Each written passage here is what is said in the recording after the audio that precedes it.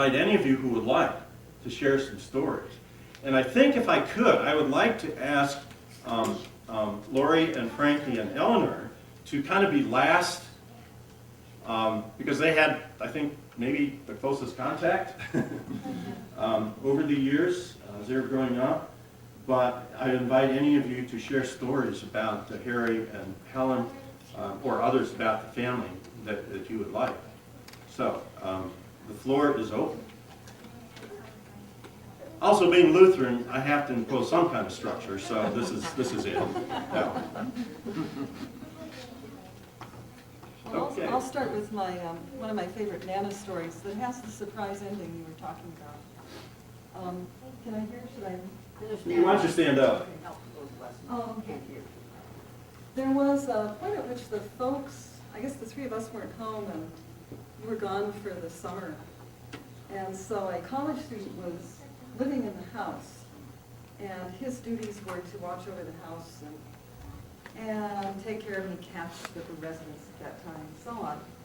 But he also had as part of his duties to watch over Nana's house and to kind of take care of her. And one afternoon evening, he had apparently a fairly wild party at the folks' house. And things got wrapped up, and some guy left, and then started calling the house regularly. And so the host, the guy who was supposed to be watching out for all this stuff, answered the phone again, and expecting it to be his friend, harassing him one more time. And he answered the phone by saying, "What the hell do you want now?" And the sweet voice on the other end of the line said, "This is Helen C. Toogan, and what the hell I want is for you to come over and fix my refrigerator." And I just loved it. It cracked me up completely. The folks were horrified. The student who was supposed to be watching out for this nice old lady was absolutely gassed. Apparently he got to the house before he hung up the phone to see what was going on at Nana's.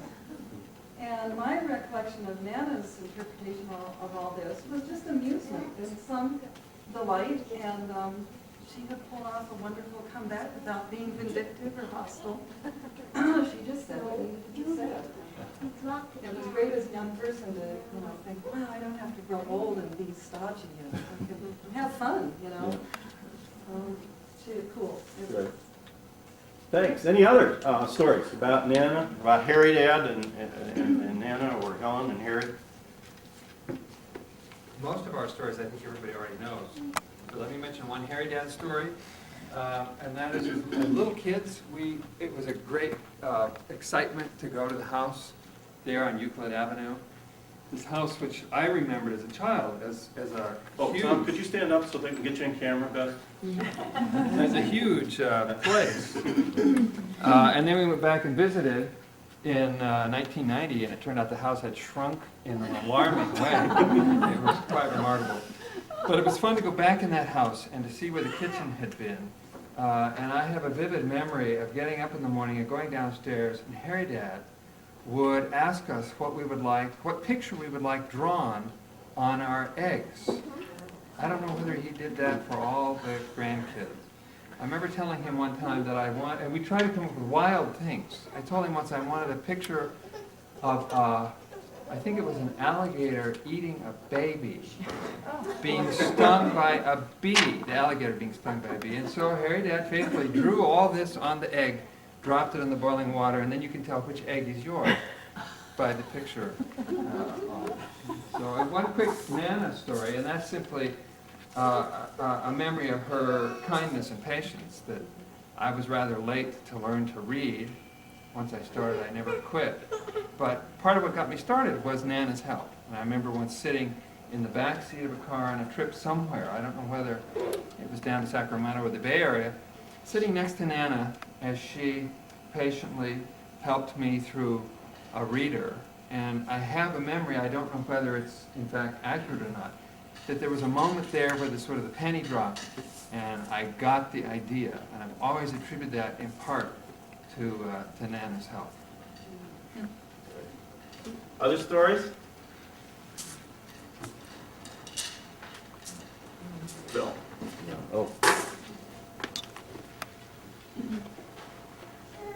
I'll just say that growing up in the house on Euclid Street and having this family come together for birthday parties, Christmas, Thanksgiving, whatever, it wasn't limited to just holidays and birthdays.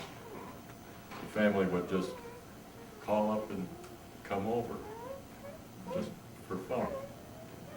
And to play cards one evening or whatnot, and that was just sort of the family life that we had, and it was just normal to me. It's very abnormal as far as my friends are concerned, who didn't have that kind of family life. And as Marilyn tells me about her growing up, she was fortunate to pick good parents. Well, I was very fortunate to have wonderful grandparents that took me in. But Tom's remark on the reading, that was one of the things that happened in the house regularly. When the Saturday Evening Post would arrive, there's marvelous stories in the Saturday Evening Post, and Helen would sit down and open the Post and read to the family. My brother and myself, and Harry Dad, we'd sit there and listen. And we'd all enjoy the stories together. And that develops a love of reading and wanting to be able to read that story yourself. So it was just wonderful growing up in that family. And as I understand it, Helen was the only child of that particular family who did not go to college, at least for a time, but loved to read and became, as many of you know, probably all of you know, she became a tutor for English as a second language, essentially. Others? Susie?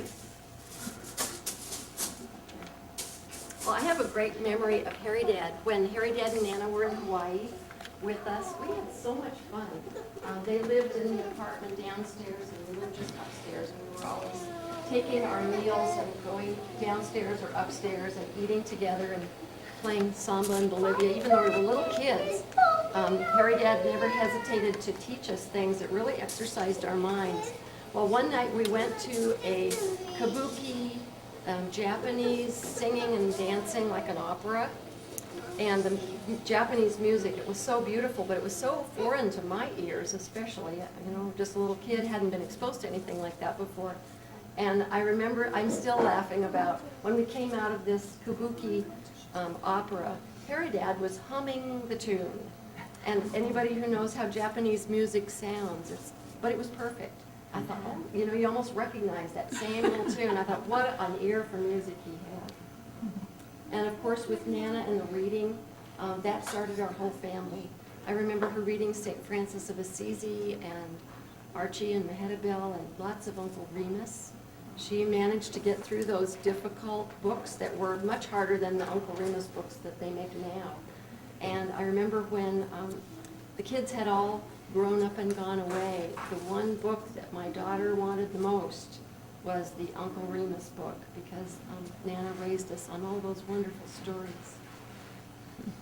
Yeah.